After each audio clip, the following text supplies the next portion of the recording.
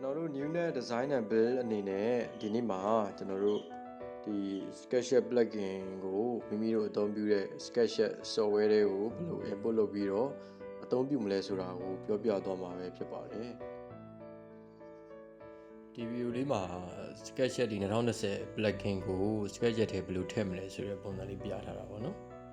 ဒီနံပါတ်1ချက်အနေနဲ့သူကဒီမှာလောက်ရတဲ့အနှုတ်လေးတွေကိုကျွန်တော်ဒီမှာနှုတ်လေးစုပြီးတော့ပြထားတယ်ပြီးမဲ့ပုံမှန် download link ဆိုပြီးတော့ link လေးကိုလည်းကျွန်တော်ဒီ video file ရဲ့အောက်ထဲမှာ sharing လုပ်ပေးထားပါတယ်ဒါမဲ့သူတို့လောက်ရမယ့် step ကတော့5ခုပေါ့နော်အဲ့ဒီ5ခုတိုင်းလုပ်ပြီးဆိုရင်တော့ဒါမှအားဖြစ်တော့ set error ဘာညာမရှိဘူးဆိုရင်တော့အဆင်ပြေတာပေါ့ကျွန်တော်ပထမဆုံးအနေနဲ့ဒီ download link လေးကို copy ကူးမယ် copy ကူးပြီးတော့ကျွန်တော်တို့ဒီ browser တစ်ခုခုပေါ့နော် browser တစ်ခုခုမှာသွားပြီးတော့ဖွင့်မှာဖြစ်ပါတယ်ဖွင့်တဲ့အချိန်မှာကျွန်တော်တို့ရဲ့ဆက်က internet ဝင်ထားဖို့တော့လိုလိမ့်မယ်ပြီးရင်ကျွန်တော်တို့ကကူးလာတဲ့ဟာလေးကိုဒီမဲ့ paste ချပြီးတော့ဒီ website ထဲကိုဝင်ရမှာပေါ့ဝင်ရင်တော့ဒါကသူကတိုက်ရိုက်ရောက်သွားမှာဗျ plugin download ချတဲ့နေရာပေါ့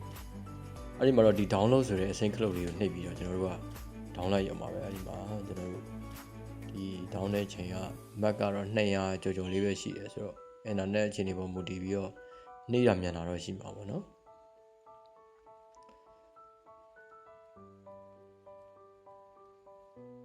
အဲ့လို download လုပ်ပြီးသွားတဲ့အချိန်မှာကျွန်တော်တို့ကဒီကျွန်တော်တို့ download လုပ်ထားတဲ့ file လေးရပါလိမ့်မယ်ရတဲ့အချိန်မှာကျွန်တော်တို့ကအမေတို့ကရရင်တော့ဟိုဟာနဲ့ raw file အနေလေးနဲ့ရတာပေါ့ raw file ရ raw file ကိုကျွန်တော်တို့ကဒီ select ပြီး right click ထောက်ပြီးတော့ extract to ဆိုပြီးသူရဲ့ folder နာမည်လေးနဲ့လုပ်လိုက်ရင်သူကဒီသူရဲ့ plugin folder လေးထွက်လာမှာပေါ့နော် extract to plugin ဆိုတဲ့ဟာလေးနဲ့ပဲအဲ့ဒီမှာ plugin ရတဲ့အချိန်မှာဒီ new ထဲမှာလည်းရှိတယ်သူအောက်က folder PLU ဆိုတဲ့ folder မှာလည်းရှိတယ်အောက်က folder လေးမှာလည်းဆက်ဆက်ရှိတယ်ဒါလေးကို extract ဖြည့်ပြီးတဲ့အချိန်မှာကျွန်တော်တို့ကဒီပထမဆုံး new ဆိုတဲ့ folder တွေကfile လေးတွေဒီ PLU ဆိုတဲ့ folder တွေက file လေးနဲ့အောက်ကဒီ folder တွေက file လေးတွေအများကြီးကိုတွေ့ရမှာပေါ့နော်ဒါကတော့ SketchUp plugin မှာ copy paste လုပ်ရမယ့်ဟာလေးတွေပဲဖြစ်တယ်ဗျအဲ့အနေနဲ့ကျွန်တော်နံပါတ်1အချက်တော့ပြီးပြီနံပါတ်2ချက်အနေနဲ့အဲ့ဒီ extract လောက်ထားတဲ့ file တွေကိုစောစောကကျွန်တော်ပြောထားတဲ့ extract to ဆိုတဲ့ folder လောက်ထားတဲ့ file တွေမှာသူ့ကို copy လုပ်မယ်ဘယ်ကို copy လုပ်မလဲဆိုတော့ copy to plugin သူ့ရဲ့folder location တွေကတော့ဒီအောက်ကပြထားတဲ့ဟာလေးနဲ့ C user MSI app data ပေါ့အဲ့လိုမျိုးဟာလေးပေါ့အဲ့ဒါလေးကို select လုပ်ပြီးတော့ဒီ C ထဲကိုဝင်ပြီးတော့အပေါ်ဒီ search bar လေးမှာပဲကျွန်တော်တို့ကလောက်ရမှာပေါ့နော်ဒီအပေါ် search bar မှာဟိုအပေါ် search bar မှာလောက်ရမယ်အဲ့ဒီအချိန်မှာဒီကျွန်တော်တို့ကအပေါ်မှာဒီ header file ဆိုတဲ့ဟာလေးကိုဖွင့်ပေးရမယ်ဖွင့်ပေးပြီးတော့ဒါကတော့တစင်ချင်းဝင်တဲ့ပုံစံလေးကိုပြတာပေါ့ MSI ရှိမယ်အောက်က public ဆိုတဲ့ဟာရှိမယ်အဲ့ဒီမှာမှကျွန်တော်တို့က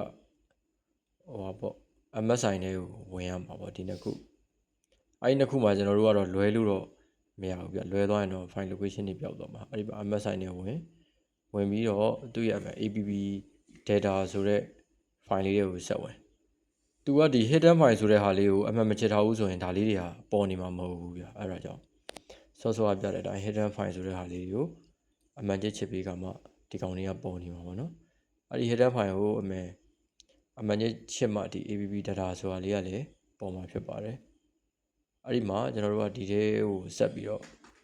သူ file location အတိုင်းပဲဝင်ရမှာပေါ့နော်အဲ့ဒီမှာ app data တွေရောက်သွားပြီဆိုရင် roaming ဆိုတဲ့ကိုကျွန်တော်တို့ကထပ်ဝင်ရမယ်roaming ဆိုတဲ့ထပ်ဝင် roaming ဆိုတဲ့ထပ်ဝင်ပြီးကကြမှာကျွန်တော်တို့ကအဲ့ဒီထဲမှာပေါ့ file လေးတစ် file ရှိတယ် SketchUp ဆိုတဲ့ file လေးအဲ့ဒီထဲမှာကိုတင်ထားတယ်2018 2019 2020အဲ့ဒီထဲမှာကိုရွေးချယ်တယ်2020ဆို2020 file လေးကိုဝင်ပြီးတော့အဲ့ plugin တွေကိုထည့်ပြီးတော့ပေါ့ paste လုပ်ပေးရမှာပေါ့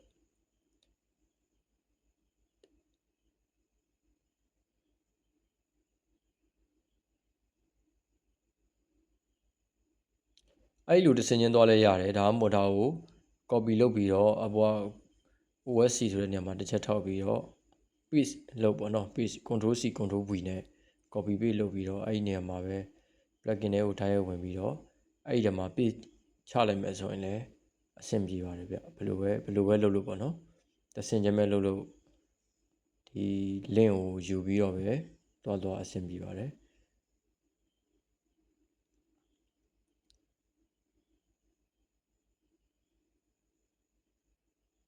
အဲ့ဒီမှာကျွန်တော်တို့ကစောစောရေးရတဲ့ file location တွေဟာ plugin ဆိုတဲ့ထဲမှာဟိုဘက်ထဲကလုပ်ထားတဲ့ copy လုပ်ထားတဲ့ file ကိုဒီထဲမှာ paste လုပ်မှာပဲဖြစ်ပါတယ်ဗျ paste လုပ်လိုက်တဲ့အချိန်မှာအခုလို file လေးတွေပေါ်လာမှာပဲဖြစ်ပါတယ်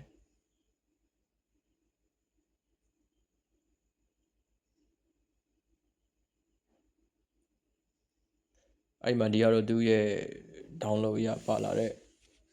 plugin တွေကတော့ general အနေနဲ့အများကြီးဖြစ်မှာပေါ့နော်ပြီးမှကျွန်တော်တို့လိုတဲ့ဟာသုံးမလိုတဲ့ဟာမသုံးနဲ့ပေါ့အဲ့လိုတော့ဖြစ်မှာပေါ့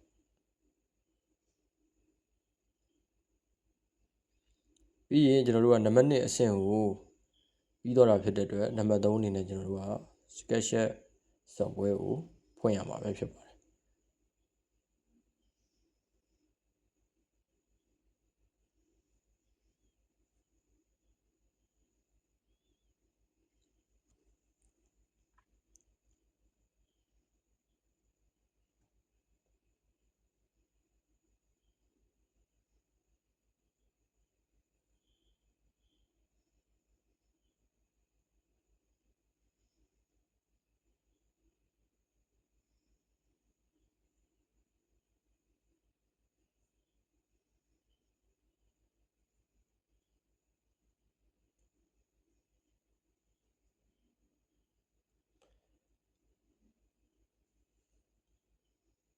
ဖွင့်လိုက်ရင်ကျွန်တော်တို့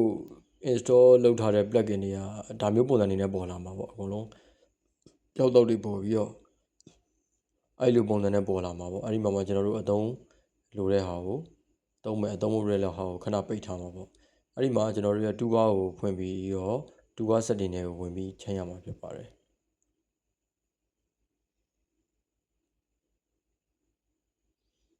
အဲ့မှာကျွန်တော်တို့အသုံးလိုတဲ့ဟာလေးကို left click နဲ့ဖိပြီးတော့အပေါ်ဘက်မှာကင်လဲကက်မကင်လဲဘယ်ဘက်မှာကင်လဲကက်ပေါ့မလိုတဲ့ဟာလေးတွေကဒီအမားကြီးလေးကိုပဲနှိပ်ပြီးတော့ဖြတ်လိုက်ရုံပါပဲဗျ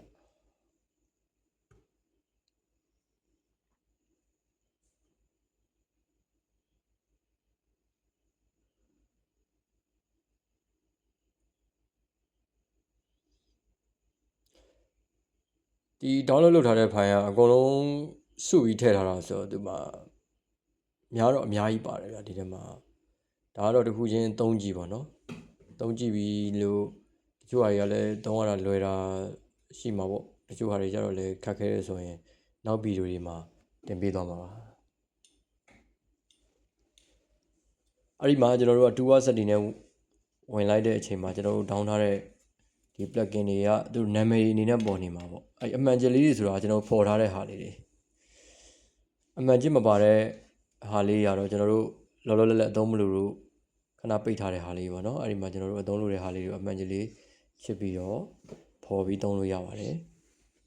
ဒါမှမဟုတ်ဒီ2 hour setting နဲ့မှလည်းအမှန်ကျချစ်ပြီးတော့ကျွန်တော်တို့သုံးကျင်တဲ့ဟာလေးတွေကိုသုံးလို့ရပါတယ်ဗျ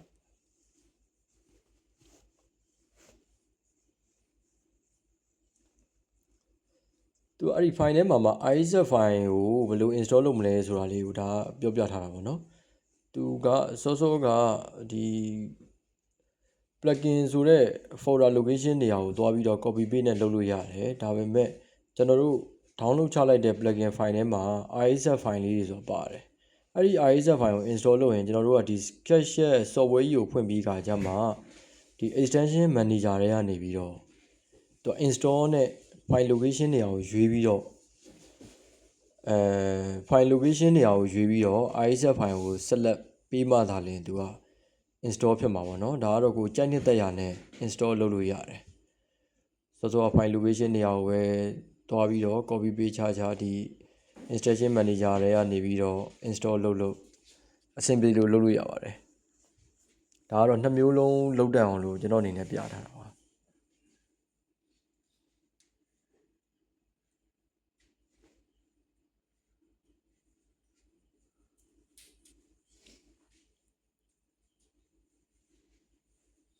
အဲ့ဒီမှာဒါ ISF file ကို install လုပ်ပြီးတဲ့အချိန်မှာ enable ဆိုတဲ့စလုံးလေးပွင့်ရင်ကျွန်တော်တို့ကဒါ active ဖြစ်တယ်ပေါ့နော်သုံးလို့ရတယ်ဒါပေမဲ့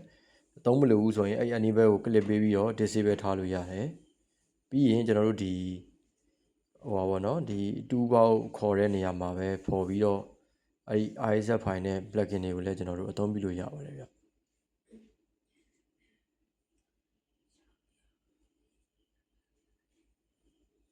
ဒါကတော့ ISF file လေးတွေကိုပြတာเนาะသူက folder 3ခုမှာသူ folder အလိုက်လေးခွဲပြီးသားလေးပါတာပေါ့